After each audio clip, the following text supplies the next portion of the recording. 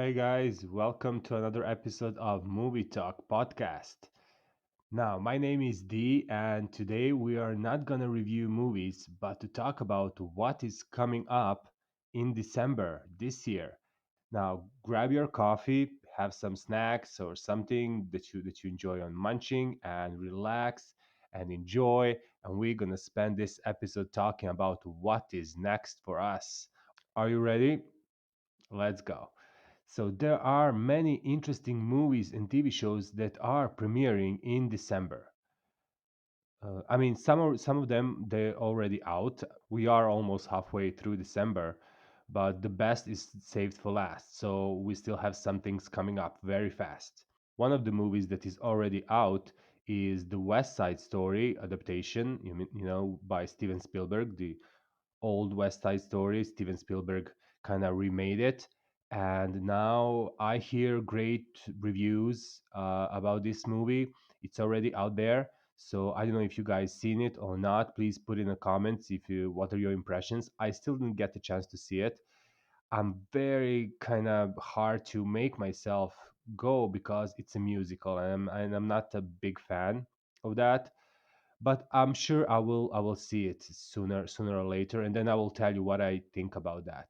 As you know, I don't give much crap about what critics says about some movie or the ratings some movie gets, because yeah, most of the time it's not that I agree with that. Let's put it like that. Let's put it like gently like that. I don't agree with most of the critics and the reviews some movie got. The biggest movie and the most anticipated with movie of the year, and with marketing team throwing stuff at us for this movie for I don't know, I want to say a month now, maybe even longer, and that's Spider-Man No Way Home. And it's totally understandable. It is the most anticipated movie of the year. We are waiting for this movie since January. I did talked about Spider-Man, this new Spider-Man trailer in one of the previous episodes that you can check it out.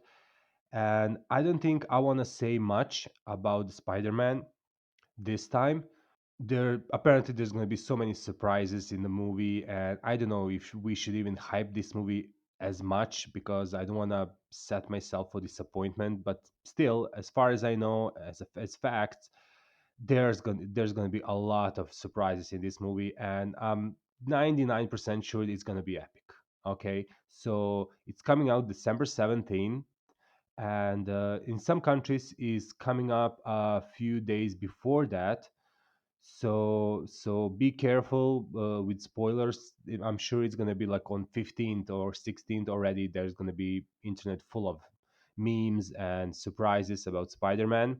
So be careful about that if you don't want to spoil. I'm going to try to avoid spoilers and internet in general on 16th. So yeah, I'm going to talk about this movie in detail after I see it. So that's one of the movies that we are getting very soon. On the same day, on December 17th, we are getting another, I want to say epic, but it is epic. It's a TV show, not a movie. It's a TV show, and it's The Witcher, the second season of The Witcher on Netflix with Henry Cavill. And I'm so hyped about this show because I loved the first one, and we were waiting for too long for the second one, and I'm very excited about The Witcher, and to see what's going on there. And it is an amazing show, really, honestly. I love epic shows and this fantasy, epic or high fantasy, or any type of fantasy. It's good. The Witcher is same as I talked about the Wheel of Time in some of the previous episodes. Again, you can check those out on my channel. I read the books about The Witcher before, like years before this was even idea of adaptation. And I can say that to me, it's again one of the shows, same like as Wheel of Time, that it's a source material that should be managed very carefully. Like I was very skeptical again how they gonna make this show, and I'm super happy about how they did. And casting Henry Cavill was bullseye. I mean, he was born. That man is born to play that character, and same way he is born to play Superman. I have to say. I mean, sometimes the part finds the actor, or actor finds the part, and they're a perfect match, and that's how they go down in history. And Henry Cavill have two two of these fantastic characters that he portrayed in his movie career, and he's still young.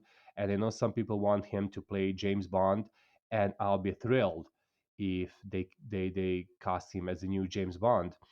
But I'm kind of doubtful of that. I don't think they will go. I think he's too big for that role at this moment, and they usually don't go lately. They don't go with such a big names as Henry Cavill. But I have to say, he is, to me, he seems the closest to Sean Connery as James Bond. I think he can play that type of James Bond like Sean Connery, like very cool, very calm, and then like buff.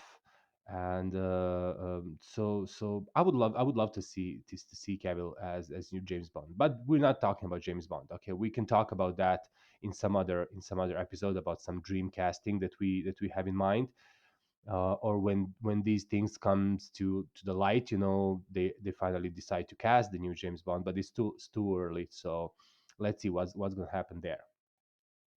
Back to The Witcher. I mean, this show really blew my mind with the characters and the effects and the budget what they invested in this show. It was amazing. And we are on the second season. We are getting all of those fantastic characters. Geralt is there, of course. I mean, Yennefer, Ciri, Jaskier, they're all back, and I cannot wait. Look, it's hard to have favorite character, and when you find it hard to have a favorite character in the show, that means that's a good show. That's like a ensemble. Even though it's a Gerald show, it's a Cavill show. Still, all the other actors, I wouldn't even call them supporting actors or supporting characters. They're all equally important to me, and I'm happy they're all back for the second season. I've seen the trailer. It looks very impressive. It seems they put even more budget in this second season. It's tons of creative monsters, and which are done very well with CGI and all. But they did excellent in the first season also. I mean, plenty of magic, sword fights, special effects looks really again amazing. And considering how the story was put together the last time, it was very special. If you didn't see the first Witcher, you really have to. You should definitely.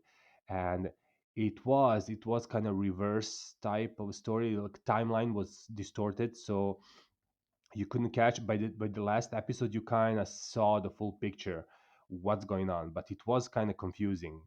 Fun anyway, but confusing from time to time. And I'm sure it will be nothing less impressive in the second season. I'm sure.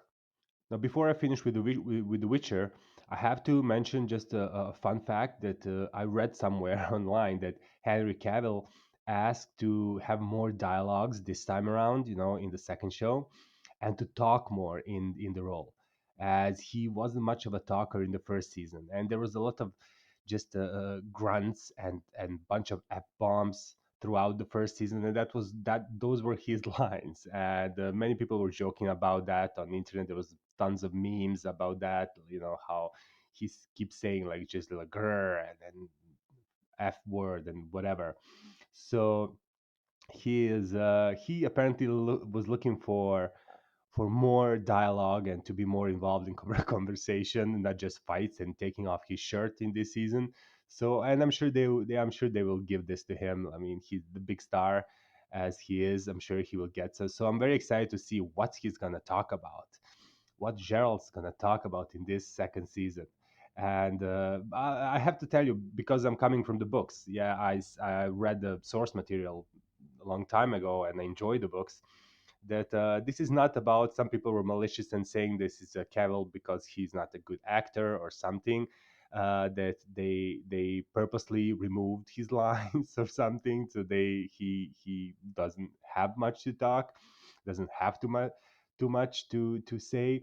But in fact, this is the character, this is the type in the books also. I mean, this is like a lonely wolf, warrior that walks, alone, and he really doesn't say much. He's there to fight and kill, and I don't know.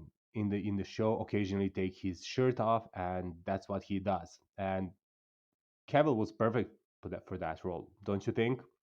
Oh, one more thing. Uh, there's also last year there was kind of like a spin-off. I want to say prequel, but it's officially a spin-off of The Witcher: Nightmare of the Wolf. It's called. It's animation on Netflix, and because I guess because of Corona they couldn't film the second season. It was paused, so they made animation, and it was excellent. You guys, if you didn't see it, use this time before the second season of The Witcher comes out. You can use it to watch the first season if you didn't, and then this animation Nightmare of the Wolf also on Netflix. Please check it out. It's fantastic, and it's a good kind of guide and to the second season of The Witcher. Again, on the same day, December 17th. So this is the third movie that is coming, or a movie event or TV event that is coming on December 17th. What a crowded day. I mean, really, really, oh, December is really, really, really crowded. And to my pleasure, I have to admit, to my pleasure, I was missing movies, this size movies and this budget movies for so long. So this is good. What's going on? And uh, December 17th is Nightmare Alley. This will be in theaters only. uh, of course, The Witcher is going to be on streaming. We're going to get 8 episodes of The Witcher, and we can binge watch. I will binge watch. I will on Friday. I will watch the Spider-Man. If everything goes by plan, and then Saturday, Sunday, I'm just going to binge watch The Witcher. But again, there's one more movie that is kind of hyped, not as much. I mean, you have to stay in the shadow of Spider-Man and The Witcher, of course, as the third movie of that weekend. It's the Nightmare Alley, and this movie is, I don't know, I don't think it's hyped enough. It's a weird movie. I've seen the trailer. It's Guillermo del Toro, director and screenplay, so and of course produced, but it has bunch of famous actors. Bradley Cooper is in the lead role, and together with Kate Blanchett and Toni Collette, William Dafoe. I mean, come on, Rooney Mara. The list goes on and on. It's a very A-list and then quality eye actors movie. But the plot, and because it's Del Toro's movie, he's known to be kind of weird and strange, and have like he is a master, and he's an artist, and I love him. I appreciate him and his movies. But this movie is kind of like too dark. It's about carnival. Okay, let me just check for you guys if there's okay, so let me just read it to you what they say it's about the plot, and then if you can understand, like, good for you. I'm kind of lost in here. It says that in 1940s New York, down on his luck, Stanton Carlisle endears himself to a clairvoyant and her mentalist husband at a traveling carnival.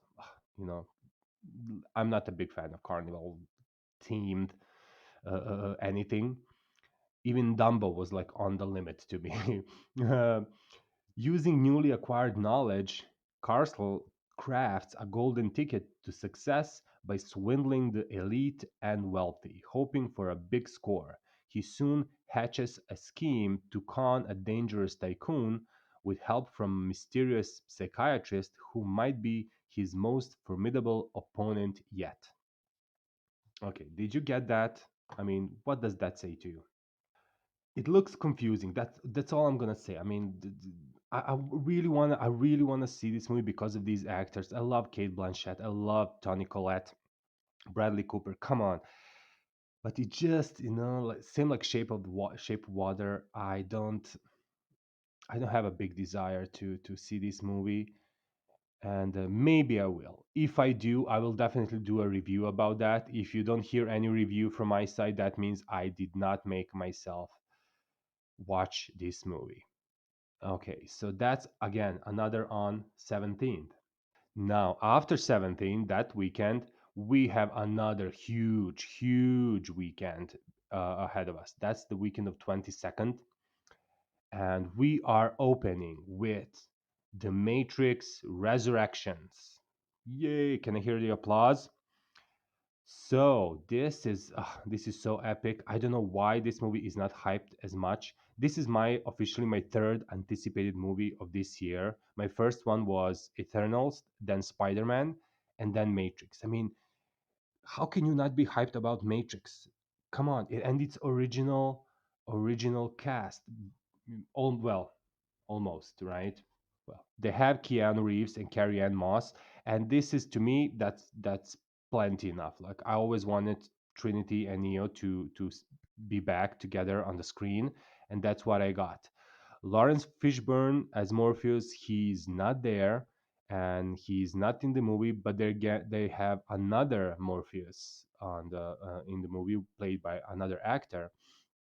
So I don't know. Some people have problem with that. I personally don't have any problem as long as they have Carrie Ann Moss and Keanu Reeves there, especially Keanu. Of course, this is to me this is a must watch. And then the first Matrix in back in 1999, left such an impact on entire cinema, on the audience around the world. It was such a groundbreaking movie. It it just it just deserves its place in the Hall of Fame of the movies in a cinematic museum or somewhere. This one is directed by only one of the previous directors, Lana Wachowski. There was two brothers slash sisters, right? And you know what happened there. So Lana Wachowski is the one who is directing this Matrix movie. I don't know what to tell you. Look, Um, mm, I've seen the trailer and I love it. I see what they did with the effects. And honestly, when I was watching the trailer, there was so much in the trailer. Oh, the fights, the effects, the plot. I don't know the plot, what the plot is. I mean, yes, there's Neo is back into the Matrix, as far as I can understand, to rescue Trinity or wake up Trinity, or because she's still stuck in there or something like that. I don't want to know because I remember the first Matrix. No one knew. No one even knew how to pronounce that word. No one knew what that word meant, and we all went blind, completely blind in the theaters, and went with our minds blown. So the less I know now, we kind of know what's going on, right, in the Matrix. This is 2021, but again, I think it's a good thing that maybe first I was disappointed when I saw the trailer. I'm like, come on, they show all the cool effects in the trailer. Like, what's left in the for the movie? But then I was thinking, yeah, but still, the trailer was so confused. It was ups and downs, so like a roller coaster, and I'm like, I have no idea what's going on, and I wish to stay like that. I don't want to know. I really don't want to know, but I'm hoping that I will have the great time watching this. And the Matrix again, December 22nd, but it will be released both in theaters and on HBO Max streaming, which is again one of those things that HBO Max did for all their movies for this year. Even though I was skeptical that they will go through with it, they did. And unfortunately, this movie of this size should be like summer blockbuster or something like spring blockbuster. This movie is going to be on streaming now. So I don't know. I really want to see it in the theaters, and I hope I will. But anyway, I will. It's a must see. So there's no doubt in me that I will see this. It's just a matter of location where I'm going to see it. And of course, I will tell you all about that Matrix Resurrections after I see it, and we will go in details with all the aspects, actors, and shows, and effects, and the story, and everything. And the second movie that's going to compete on December 22nd with Matrix, although it will have an upper hand with the theater release, it's going to be The King's Man. And this is again, you know, it's a part of the franchise. You know the franchise. You know, with uh, first movie was back in 2014. There was, I think, three since then, and with Taron Egerton and Samuel L. Jackson and fantastic Colin Firth in the first movie, and the story and everything. It was also very surprising, and I love when movie surprises me, especially in a good way. It was phenomenal.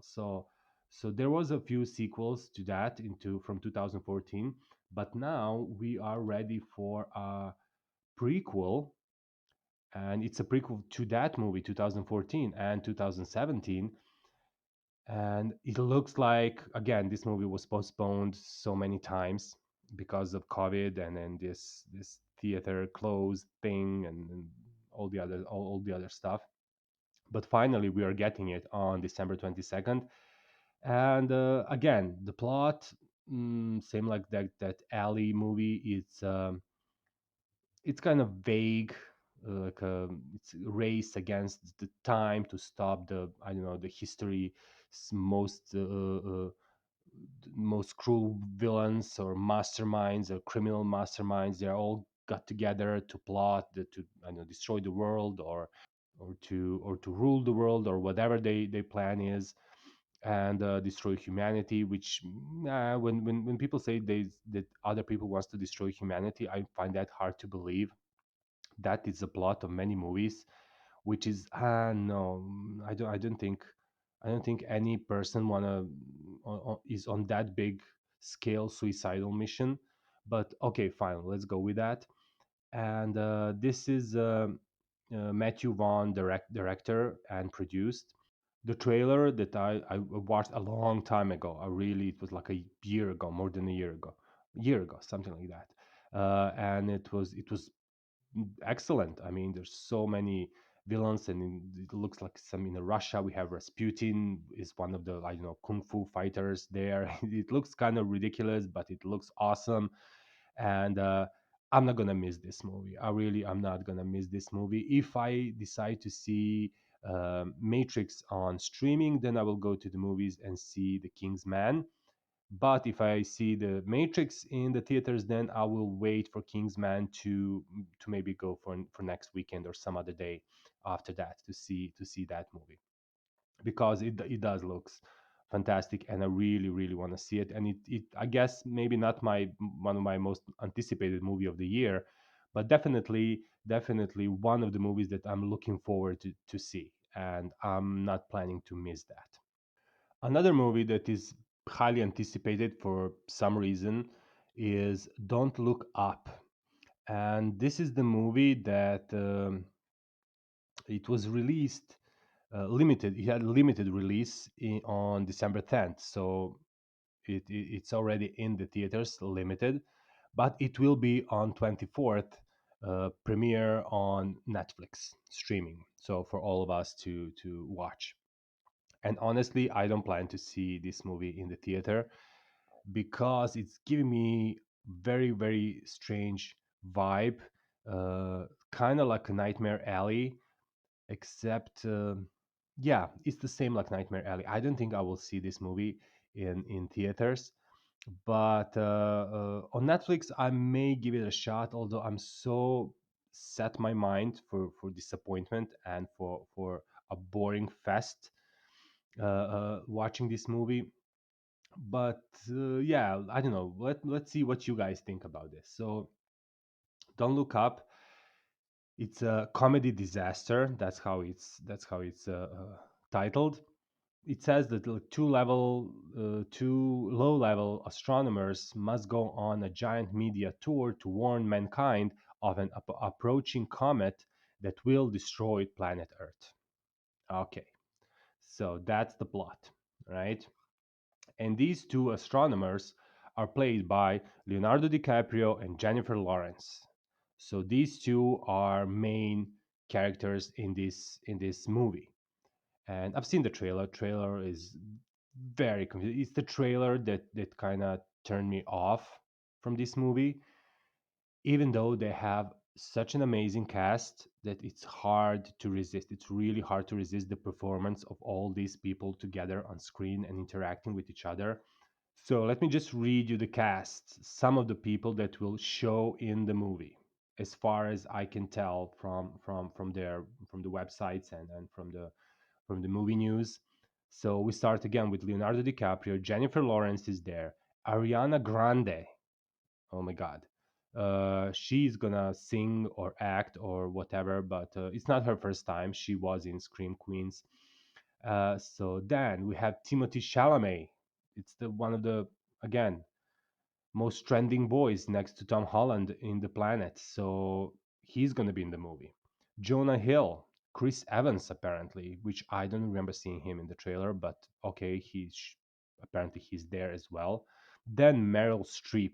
She plays like a, I don't know, state secretary or a president. I couldn't get that from the trailer, but she's some political figure. She looks so different than any other role she played. There's something going on with her look that I cannot put my finger on, but she looks good. She looks good, and of course, acting.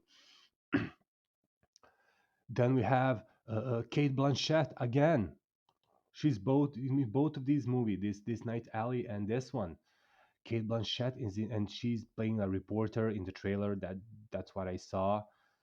Then we have, oh my God, so many faces. Maybe even if you don't remember their names by the names, when you see them, you will understand. Tyler Perry is there. Matthew Perry from Friends, he's supposed to be there. Ron Perlman, can you imagine? Gina Gershon. Oh my God, I didn't hear that name and I didn't see her in a long time. There's so many people there, and I don't want to go through all of them, but I'm just scrolling through the names, and I don't know how much this movie may cost, how much money they took. They either play very small roles, so they didn't ask for much money, except Leo and Jennifer. But it's just, why I have such a resistance, because it's kind of like a messy movie. Looks from the trailer, and it's reminding me a lot of. I have this feeling about This Is the End. Remember this movie? It's from 2013, James Franco movie. Oh my God, that movie was again so, I don't know, hyped because of the faces and actors in it. They had Seth Rogen, James Franco, Jonah Hill, Michael Cera. They had Danny McBride. Rihanna was there for a hot second. Uh, Emma Watson was there. Christopher Mintz, Channing Tatum had like the most ridiculous role in the movie, and it's iconic role. I mean, I have to say, as bizarre as it is, it's still iconic. It's all over the internet. But that movie was hot mess, and that movie was. n- I don't want to say. I mean, many people love that movie, and to me, it's not my cup of tea. I don't understand. It's just a messy movie, and this Don't Look Up movie looks exactly reminds me. I cannot say it looks, but I will tell you after I see it. Is it the same? But it reminds me a lot about that movie. When you see so many A-list stars, superstars in one movie, it's usually, by my experience, it's usually not that good. It rarely, I don't even, if I, maybe Love Actually was, but that was a completely British movie. That had a lot of A-list stars, but that was also not like a great movie, but it was okay. But let's give it a shot. Let's give it a try to Don't Look Up. And I don't want to dismiss this movie completely just based on the trailer and the story, but I'm not putting my hopes high for this movie. So that may be a good thing. Maybe I will be positively surprised. And then finally, I mean, there's many more movies that are coming out in December, but the final TV show I decided to talk about in this episode, because it's kind of one of the big ones, in December that is coming up is the Book of Boba Fett on Disney Plus. And yeah, this is a sequel to all this fantastic Star Wars spin-off shows that they started with Mandalorian and Grogu, and that show was fantastic. I love that so much, and they capture the magic of the real Star Wars, and I just love that, and I was hooked, and I love Baby Grogu, Baby Yoda, whatever you call him, and this is a spin-off of that same in the same world, in the same cinematic world, right, of Boba Fett. And the story goes that he is trying to Boba Fett's trying to navigate the galaxy's underworld, like Jabba the Hutt used to do. So Jabba the Hutt is out of the picture, and now Boba Fett try to take over his underground empire. So basically, that's the story of Boba Fett. It's gonna be 7 episodes, as far as I know. Let me check. Yes, it's gonna be 7 episodes on Disney Plus, and it's gonna be weekly episodes, not like The Witcher that's gonna or Netflix shows that's gonna be all put, released together so you can binge watch. This one, Disney Plus have this created this habit of theirs. So all the MCU shows and then Star Wars shows and all the other shows now they're going weekly, and even the Wheel of Time on Amazon Prime they're also doing weekly, which is it can be good sometimes. Sometimes it's annoying, but still, I mean, we got a little spoiled by Netflix. So yeah, back to Boba Fett again. 29th December, it's the premiere on Disney Plus. So just before the new year, and there's 7 episodes. So I think it's gonna end in February, somewhere in February. So yeah, this is a show that I'm definitely gonna watch, even though it's weekly. Even though, I mean, this is Star Wars. This is Star Wars spin-off, and this is Star Wars world, and considering that this is John Favreau who made fantastic Mandalorian, he's executive producer behind this as well, and I really cannot wait to see the Book of Boba Fett, and I believe it's gonna be awesome. I just hope the episodes are not gonna be. That's the only annoying thing about when I don't mind weekly. Okay, just give me weekly episodes, but do it like the Wheel of Time, where one episode is like freaking 55 minutes or an hour. So give me at least that if you're gonna make me wait for a week for another episode. But what they did with some of the Disney MCU Disney Plus shows and some of the Star Wars, I mean, they released like 22 minutes episode, and then they make you wait for like a week for the next one that is like 28 minutes. That's not cool. That's really not cool. I mean, come on. Make 5 episodes instead of 7, but make them, last. Make them, matter. Don't give me this sitcom type episode when it's not. So that's the only thing that I hope. I'm not sure how long these Boba Fett episodes will be, but I hope they're gonna be longer than 20 something minutes. And yeah, so these are mine. There's again, you guys. There's plenty more movies coming up, or some of them already released. As I mentioned, the West Side Story from Steven Spielberg. There's Encanto that is gonna. I hope is gonna be on streaming. I didn't see it in the theater, the animation, which everybody's saying it's amazing. I'm hoping to see it on streaming, and I hope it's gonna be out by Christmas.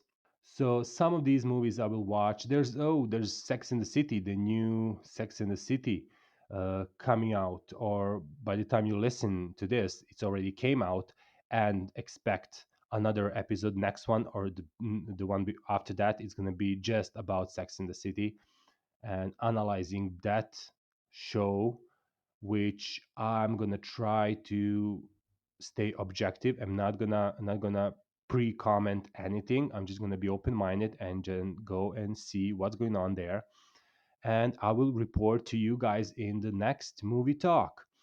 So I hope you had fun with this movie talk. Again, my name is D, and I really enjoy talking with you guys and talking about my favorite movies and TV shows that are on, that I'm watching, and that I'm enjoying. Uh, don't miss out on the Wheel of Time and Hawkeye on Disney Plus, and Wheel of Time is on Amazon Prime. Very good shows. They're still on in December. They're both gonna end by the end of December. There are only a few episodes left on both shows, so please check those as well. My warmest recommendations for both these shows. I'm gonna talk about them after they done, after the finale of both. We're gonna do a little bit talk about these both shows. I hope I helped you decide what to watch in December. There's gonna be plenty again, and my next episodes should be out very soon, in a day or two. I try to post every 2 or 3 days. So please help me out and like my videos.